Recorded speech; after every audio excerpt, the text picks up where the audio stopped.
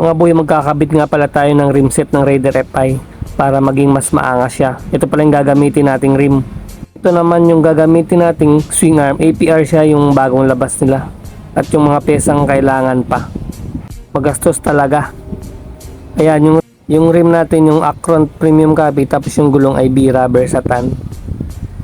Una namin gagawin ay baklasin yung mga gulong niya kasi yan yung unang steps. Tsaka napansin ko, marami palang conversion na magagawa mamaya dito.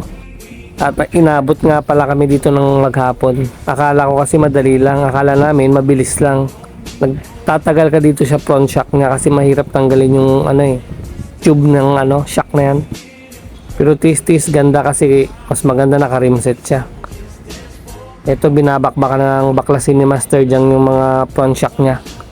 Panoorin nyo lang hanggang matapos kasi mahirap talaga magkabit ng rimset, lalo na kung naka-wave na siya at naka-swing arm na mahaba. Binabaklas na namin isa-isa. Tsaka pagbago pala, napakatigas ng mga bolts niya. Talagang mabibilog, lalo na yung mga nandyan sa madaling mabilog pala yung mga bolts ng Raider FI, lalo na yung mga tornilyuhan niya sa katawan niya. Kaya kailangan mo palang kasama dahil kung di ka marunong, mabibilog talaga eh. Masyadong matigas, minilagay yata silang Loctite. Pero kaya naman kasi marami kaming gumagawa dyan. Panoorin nyo lang hanggang matapos, makikita nyo rin yung tindig niya. Kasi yan palang maikakabit natin sa susunod na ulit yung mga ibang APR natin. Yung wave pala na yan masyadong mababa. Usa siyang bababa kahit hindi nyo na i-lowered. Tinan nyo naman yung gap ng clearance ng shock. Mababa na talaga. Pero maangas yan, mga boy, pag nakabitan na.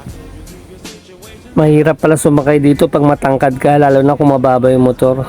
Pang forma lang talaga kasi mangangalay ka pa naka-rimset. Kung nakastock siya, okay pa. Sakto lang sa mga 5'9", 5'11 pataas, okay siya. Goods na goods, mga boy.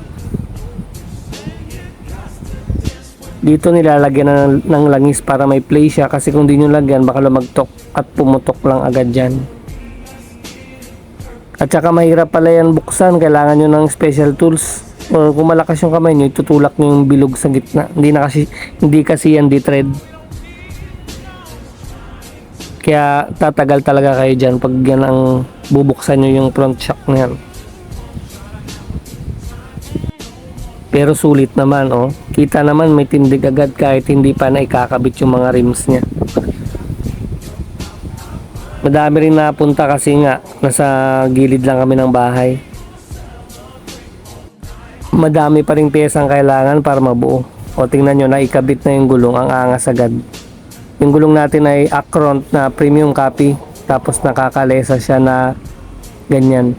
Ginamit nating hub ay Yasaki hub na gear type. Ayan, kinakabit na namin. Madali na lang kasi magkabit pag nabuo na yung harapan. At kailangan pala ng mga washer dito kasi hindi pantay yung gitna. Yun ang magiging problema. Baka bibili kayo ng 4 na pirasong washer dyan. Pansamantala lang kasi pangit tingnan kung washer gagamitin. Mas maganda yung mga pinuputol talaga na hang or CNC na bolt mahaba. Pinutol ko na, ito na pala yung kabuuhan niya. Tingnan nyo.